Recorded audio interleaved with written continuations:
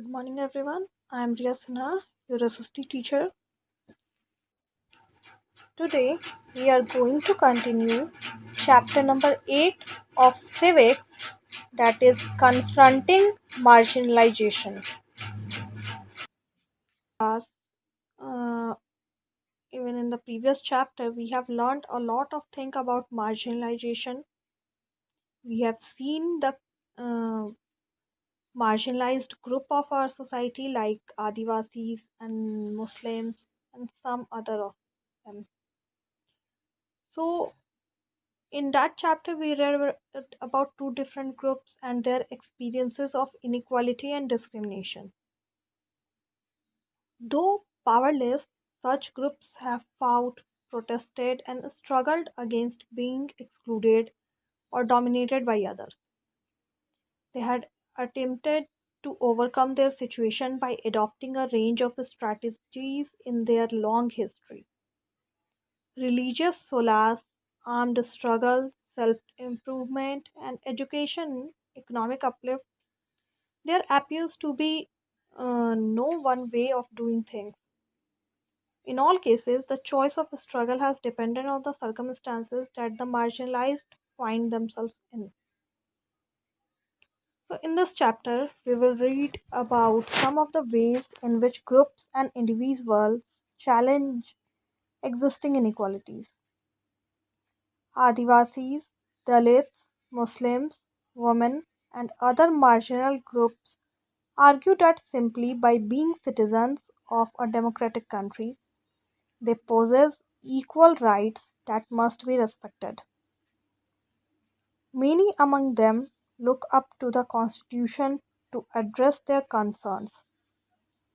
In this chapter, we will see why the Constitution of India is something that marginalized groups invoke in the course of their struggles. So, as part of this, we will look at how rights are translated into laws to protect groups from continued exploitation, and we will also look at the government's efforts to formulate policies to promote the access of these groups to development. So, now let's start the chapter. So, here comes the first topic, that is invoking fundamental rights. The Constitution, as you have learned in the first chapter of this book, lays down the principles that make our society and polity democratic. They are defined in and through the list of fundamental rights that are an important part of the Constitution. These rights are available to all Indians equally. So, as far as the marginalized are concerned, they have drawn on these rights in two ways. First, by insisting on their fundamental rights, they have forced the government to recognize the injustice done to them. And second, they have insisted that the government enforce these laws. In some instances, the struggle of the marginalized have influenced the government to frame new laws in keeping with the spirit of the fundamental rights. See here, basically, some of the rights which are basically concerned with the marginalized group are: first, by insisting on their recognize the injustice done to them, and second, they have insisted that the government enforce these laws. See, Article 17 of the Constitution states that untouchability has been abolished. What this means is that no one can henceforth prevent Dalits from educating themselves, entering temples, using public facilities, etc. It also means that it is wrong to practice untouchability and that this practice will not be tolerated by a democratic government. In fact, untouchability is a punishable crime now. You all have to learn Article 17 and what it mainly concerned for. So there are other sections in the constitution that help to strengthen the argument against untouchability.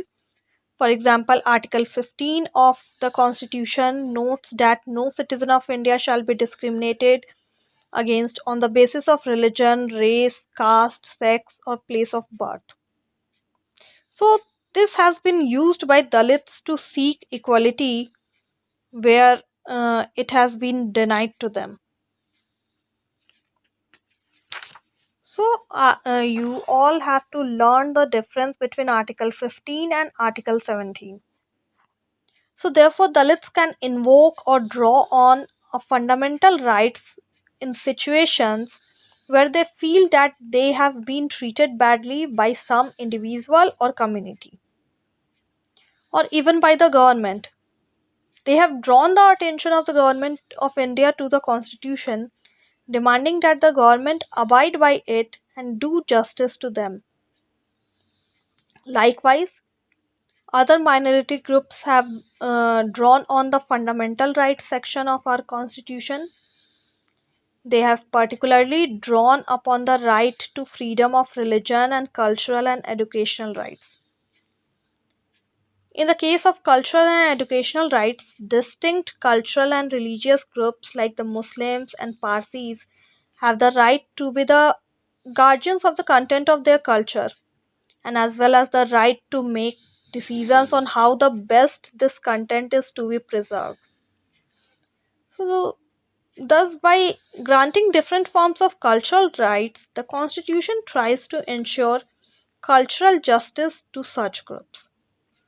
The Constitution this so that the culture of these groups is not dominated nor wiped out by the culture of the majority community.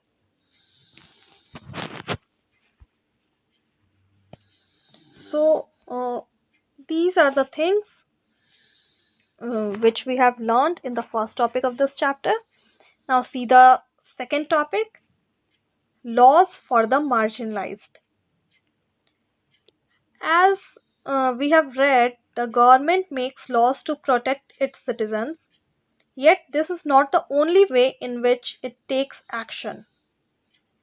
There are specific laws and policies for the marginalized in our country. There are policies or schemes that emerge through other means like setting up a committee or by undertaking a survey, etc. The government then makes an effort to promote such policies in order to give opportunities to specific groups. So, first is promoting social justice. So, as part of their effort to implement the constitution, both state and even central governments create specific schemes for implementation in tribal areas or in areas that have a high Dalit population. For example, the government provides for free or subsidized hostels for students of Dalit and Adivasis communities so that they can avail of education facilities that may not be available in their localities. In addition to providing certain facilities, the government also operates through laws to ensure that concrete steps are taken to and end inequality in the system. One such law or policy is the reservation policy that today is both significant and highly contentious. The laws which reserve seats in education and government employment for Dalits and Adivasis are based on an important argument that in a society like ours, where for centuries sections of the population have been denied opportunities to learn and to work in order to develop new skills or vocations, a democratic government needs to step in and assist these sections. Now, how does the reservation policy work? The main question arises here. Government across India have their own list of scheduled castes or Dalits or scheduled tribes and backward and most backward caste. The central government too has its list. Students applying to educational institutions and those applying for posts in government are expected to furnish proof of their caste or tribe status in the form of caste and tribe certificates. If a particular Dalit caste or a certain tribe is on the government list, then a candidate from that caste or tribe can avail of the benefit of reservation.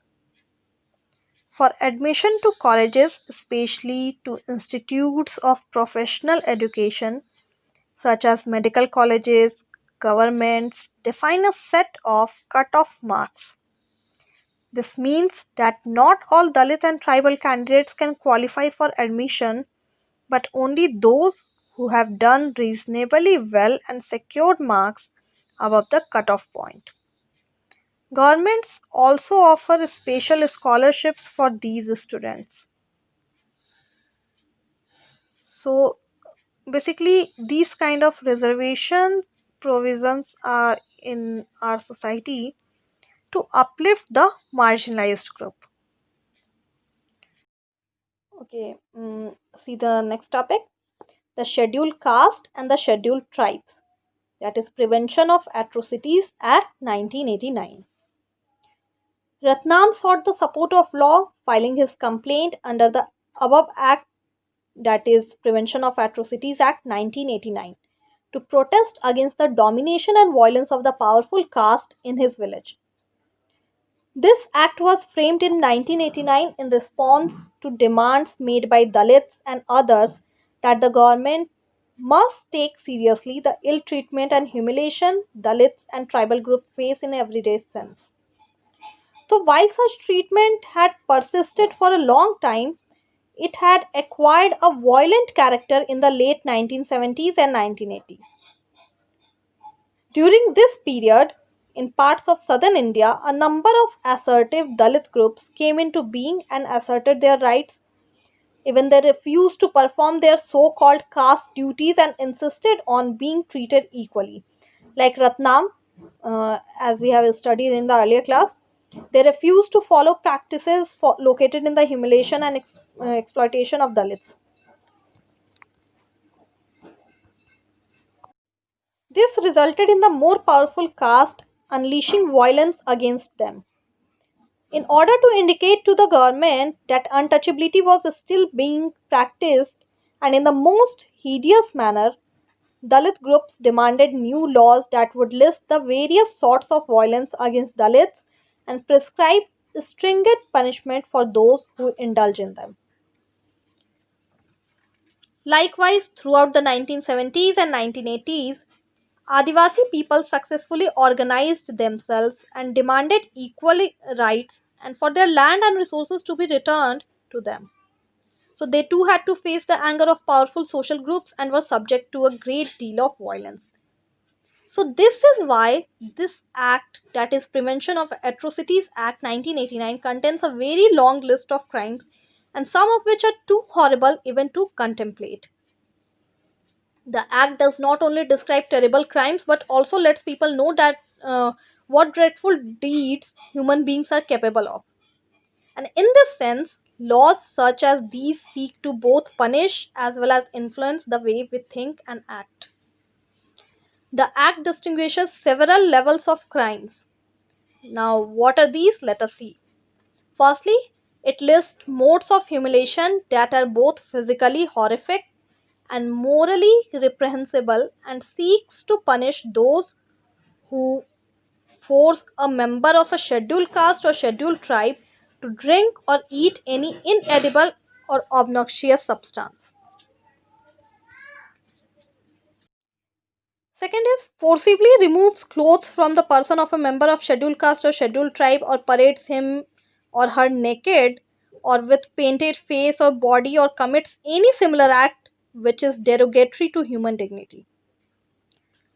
Secondly, it lists action that disposes Dalits and Adivasis of their major source or which force them into performing slave labor. So, thus, the act sets out to punish anyone who wrongfully occupies or cultivates any land owned by or allotted to a member of a scheduled caste or a scheduled tribe or gets the land allotted to him transferred. So, at another level, the Act recognizes that crimes against Dalit and tribal women are of a specific kind and therefore seeks to penalize anyone who assaults or uses force on any woman belonging to scheduled caste or scheduled tribe with intent to dishonor her. So, these are the things which the Act distinguishes uh, several levels of crime. Now, see the next topic, that is Adivasi demands and the 1989 Act. So the 1989 Act is important for another reason also. Adivasi activists refer to it to defend their right to occupy land that was traditionally theirs.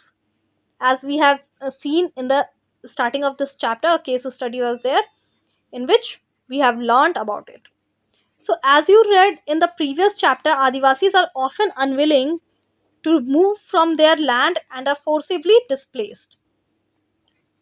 Activists have asked that those who have forcibly encroached upon tribal lands should be punished under this law. Even they have also pointed to the fact that this act merely confirms what has already been promised to tribal people in the constitution, that land belonging to tribal people cannot be sold or bought by non tribal people. In cases where this has happened, the constitution guarantees the right of tribal people to repossess their land. So now, in these days, in recent time, uh, any land belonging to a tribal people cannot be possessed by any non-tribal group. CK Janu, an Adivasi activist, has also pointed out that one of the violators of constitutional rights guaranteed to tribal people are governments in the various states of India. And for it is they who allow non-tribal encroachers in the form of timber merchants, paper mills, etc., to exploit tribal land and to forcibly evict tribal people from their traditional forest in the process of declaring forests as reserved or as sanctuaries. She has also noted that in cases where tribals have already been evicted and cannot go back to their lands, they must be compensated. That is, the government must draw up plans and policies for them to leave and work elsewhere.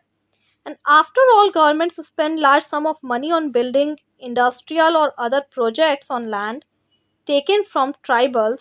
So why should they be reluctant to spend even more modest amount on rehabilitating the displaced? So let's see the conclusion of this chapter. In this topic, you just have to learn the details given here about 1989 Act. After that, you have to learn about CK Janu. Now see the conclusion part. As we can see, the existence of a right or a law or even a policy on paper does not mean that it exists in reality, like we are seeing in these days also. People have had to constantly work on or make efforts to translate these into principles that guide the actions of their fellow citizen or even their leaders. The desire for equality, dignity, and respect is not new. It has existed in different forms throughout our history, as we have seen in this chapter. So, similarly, even in a democratic society, similar processes of struggle, writing, negotiating, and organizing need to continue. Okay, now we have completed the explanation part of this chapter. Hope you all understood it well. Read it carefully, go through it line by line, try to understand this one. Thank you. Have a nice day.